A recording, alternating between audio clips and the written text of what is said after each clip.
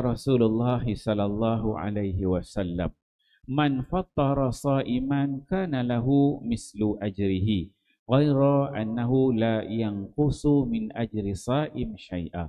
Akhrajahu Tirmidzi fi sunanihi. Daripada Zaid bin Khalid Al-Juhani radhiyallahu anhu, beliau berkata, Rasulullah sallallahu alaihi wasallam bersabda, sesiapa yang memberi iftar, yakni berbuka puasa kepada orang yang berpuasa, dia akan mendapat pahala daripada pahala puasa orang yang berbuka itu tanpa mengurangkan sedikit pun pahala orang yang berpuasa itu. Riwayat At-Tirmizi. Pengajaran hadis. Islam adalah agama yang menitik beratkan hubungan persaudaraan dan saling bantu-membantu. Amalan memberi dan bersedekah terutamanya di bulan Ramadan amatlah digalakkan. Seseorang yang memberi makan orang yang berpuasa sekalipun dia sendiri berkeuzuran untuk berpuasa tetap berpeluang mendapat pahala orang yang berpuasa tanpa mengurangkan sedikit pun pahala orang dijamu berbuka tersebut. Justru besarnya kelebihan dan pahala orang yang memberi makan kepada orang yang berpuasa walaupun hanya dengan sebiji tamar ataupun seteguk air. An Ummi Umarah bin Ka'b al-Ansariyah anna Nabiy sallallahu alaihi wasallam dakhala 'alaiha faqaddamat ilaihi ta'ama faqala kuli faqalat inni sa'imah. Faqala Rasulullah sallallahu alaihi wasallam, inna sa'ima tusalli alaihi al-malaikatu idza ukila 'indahu hatta yafrughu wa rubbama qala hatta yashba'u. Akhrajahu Tirmidzi fi sunanihi. Kitabus Shaum. Daripada Ummu Umarah binti Ka'ab Al-Ansariyah radhiyallahu anha bahawa Nabi sallallahu alaihi wasallam datang menemuinya. Baginda kemudian dia pun menghidangkan makanan kepada baginda sallallahu alaihi wasallam. Lalu Nabi mempelawa beliau, "Makanlah." Ummu Umarah menjawab, "Saya sedang berpuasa."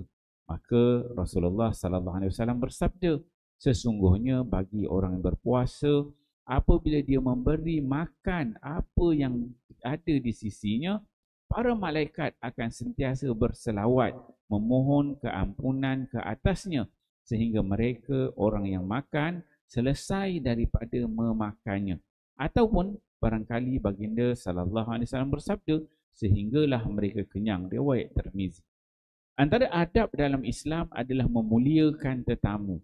Apabila tetamu datang, disunatkan untuk menjamu tetamu makan sekalipun tuan rumah tersebut seorang yang berpuasa. Kedua, orang yang berpuasa sedangkan orang lain makan di sisinya akan didoakan kebaikan kepadanya oleh para malaikat. Bahkan orang yang berpuasa harus mengisytiharkan dirinya sedang berpuasa. Apabila diajak untuk makan, maka bagi menghormati tetamu yang dijamu makan tersebut. Dan ketiga, justru puasa adalah ibadat yang mendidik umat Islam supaya bersabar apabila menghadapi sebarang godaan dan ujian yang mencabar ketika berpuasa. Alhamdulillah, tuan-tuan dan pagi ini kita membaca dua hadis Nabi sallallahu alaihi wasallam, hadis yang ke-8 dan yang ke-9 ya. Hadis yang ke-8 ini diriwayatkan oleh Zaid bin Khalid Juhani. Dia menyebutkan bahawa Nabi sallallahu alaihi wasallam bersabda, kata Nabi, sesiapa yang memberi makan kepada orang yang berpuasa, man fattara sha'iman, siapa yang memberi makan, maksudnya iftar lah, sediakan untuk berbuka puasa, kana lahu mislu ajrihi, dia akan dapat pahala yang sama sebagaimana orang yang berpuasa tersebut. Kita biasanya kita ada offer untuk jemaah sponsor. Dia ada sponsor berbuka puasa, ada sponsor more, kemudian ada sponsor untuk sahur kan.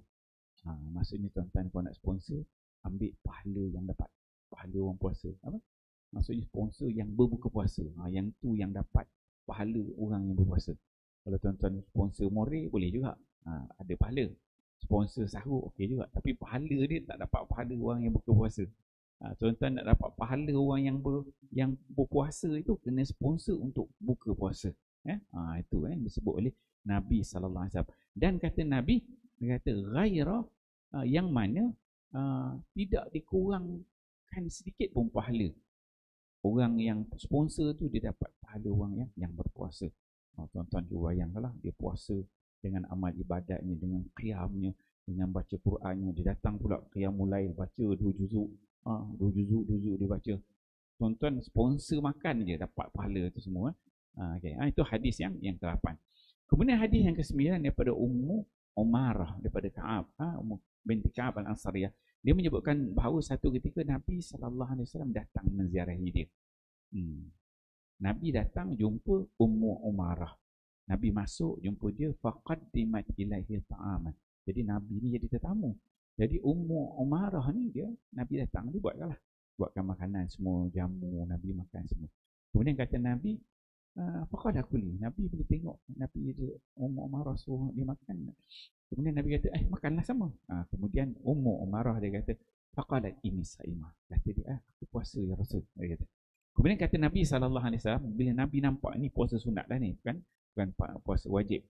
Nabi bila nampak Ummu Umarah tu berpuasa, Nabi kata, inna saimah. Sungguhnya orang yang berpuasa tu salli alaihi malaikat. Malaikat ni akan berselawat aja kepada dia. Idza ukila indahu. Apabila ada orang yang makan dekat sisi dia. Dia bagi orang makan. Selebagi mana orang yang makan itu tengah makan, sampai dia kenyang, maka akan ada malaikat yang biasa berselawat bagi orang yang berpuasa. Jadi kita faham dekat sini ada 2 hadis. Hadis yang ke-8 dan ke-9. Hadis yang ke-8 kita bagi makan orang yang berpuasa, kita akan dapat pahala seperti orang berpuasa. Hadis yang ke-9, kita berpuasa, kita bagi makan orang tak puasa, maka pahala dia akan kelebihan dia akan ada malaikat yang sentiasa berselawat, memberikan, berdoakan untuk orang yang memberi makan tersebut. InsyaAllah tuan-tuan beliau, ini kelebihan-kelebihan ini disebut oleh Nabi, memberi makan orang yang berpuasa dan juga memberi makan orang yang tak berpuasa. Jadi semoga kita fahami, amal dan sampaikan. Alhamdulillah, pagi tadi kita dah habis juzuk ke-25 dan ke-26 kita qiyam. InsyaAllah besok kita akan sambung juzuk 27 dan 28. Kita dah masuk kepada 21 Ramadan ini, 10 yang terakhir.